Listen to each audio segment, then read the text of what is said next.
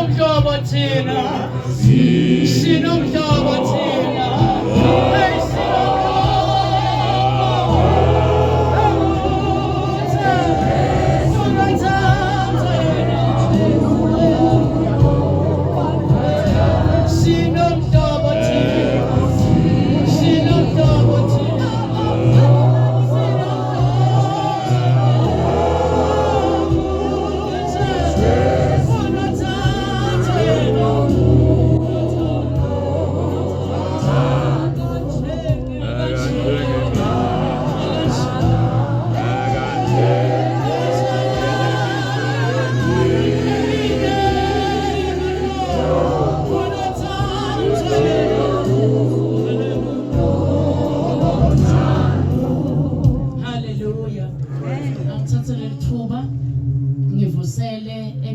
Jesu mngani wemakhosi ngivusele inkosatana ngivusele emaphotholozi ngivusele induna ngivusele emabandla onke boba bebishop boma ke bishop and all protocol observed egameni lika Jesu hallelujah ngimake emsibi ngihola libandla lase Open Heavens la kalobamba lomdzala silapha eNew Hope Center egameni lika Jesu lasikhondela khona egameni lika Jesu ngitowendisa inkonzo leyaqalwa nguye Kristu inkonzo yekunikela egameni lika Jesu hallelujah uyangijabulisa ke uNkulunkulu ngoba usebenza ngehlitiyo hallelujah usebenza ngehlitiyo nasekukhulunywa ngekunikela egameni lika Jesu athi lo mhlabeleli hlola inhliziyo moya oyitwe uyinyanga wena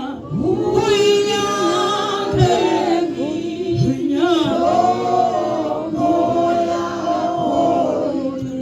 hallelujah sitavula incwadi ya 2 Corinthians chapter 9 egameni lika Jesu 2 Corinthians chapter 9 sitawuqala verse 7 egameni lika Jesu sigcine verse 8 bese ungivulela hallelujah Thessalonians hallelujah chapter 3 egameni lika Jesu bese sidabe sesiyanikela emva kwalokho hallelujah 2 Corinthians hallelujah chapter 9 verse 7 to 8 hallelujah hlola inhliziyo moya oyingcwe uyinyanga baba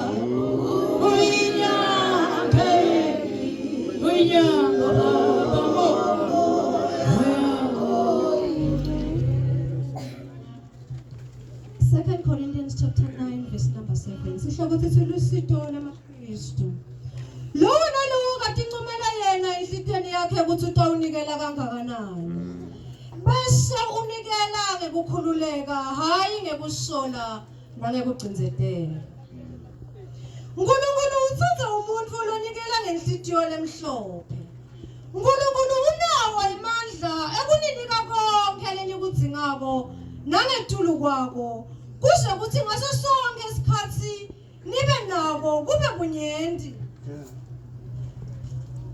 hallelujah nibe nako kube kunyenti nitekwathi kusita emisebentini yonke lemihle hallelujah hallelujah uyakhuluma lo mbhali la egameni lika Jesu uthi ngiloyo naloyo akadincumele enhlitweni yakhe hallelujah hallelujah kuthi utawunikela kangakanani bese unikela ngekukhululeka hallelujah hallelujah hayi ngekusola nangekucinzetelwa hallelujah uNkulunkulu uthanda umuntu lonikela ngehlitiyo lemhlophe lokusho ukuthi uNkulunkulu uyamthanda umuntu lonikela ngehlitiyo lemhlophe uthi ke emva kwalokunikela kwakho kunemvuzo lobese uba khona na ufunza lo verse 8 uthi uNkulunkulu unawo emandla ekukunika konke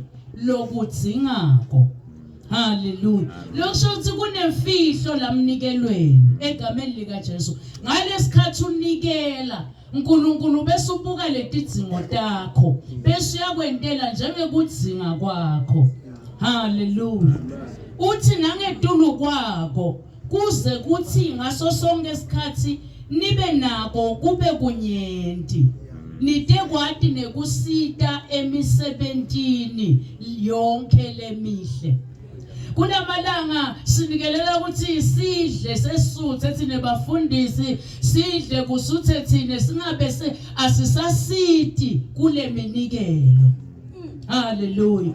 Niyayiva lenza babazalwane ithi kuze kuthi utokwati nekusita emisebentini lemihle. Indzaba yemnikelo yinze kakhulu. Hallelujah. Hallelujah. So kumcoka abazalwane ukuthi sinikele ngekweliciniso nangekwethembeka kunemvuzo loba khona emnikelweni. Hallelujah. Ngicela uvule makedlamini ku 1 Thessalonians egameni lika Jesu, 2 Thessalonians chapter 3. Hallelujah. Sengiyagcina. Hallelujah. Verse 13. Kuba seThesalonika besibili chapter 3 verse number 13. Sihloko sithi umyalo ngekukhutsala. Bazalwane ningathina kwenta lokuhle. Nangabe kukhona longafuni kulalela lokho lesikushoko kule ncwadi, mbukisiseni ningahlanganyeli naye. Khona atawudliwa ngemahlombe. Noko ningamthathi njengetsitha kodwa nimeluleke njengemzalwane. Longafuni kulalela lokho lokushiwo ngile ncwadi, mbukisiseni. Mbukisiseni. Njengoba sikhuluma nje ngalomnikelo siyanibukisisa. Hallelujah. Kuthi emphakathini wenu unikela kangakanani. Siyabukisisa. Lithi lelivi mbukisiseni kodwa ningamthathi njengesitha. Siyambukisisa. Hallelujah. Hallelujah. Sesitawunikela bazalwane. Hallelujah. Mbukisiseni. Nangilohleli nje athi yena ngeke akhone mbukisise. Kusho leli longafuni kulalela mbukisise. Hallelujah. Kodwa ethi indzaba sesiyanikela ayiphelele lapha.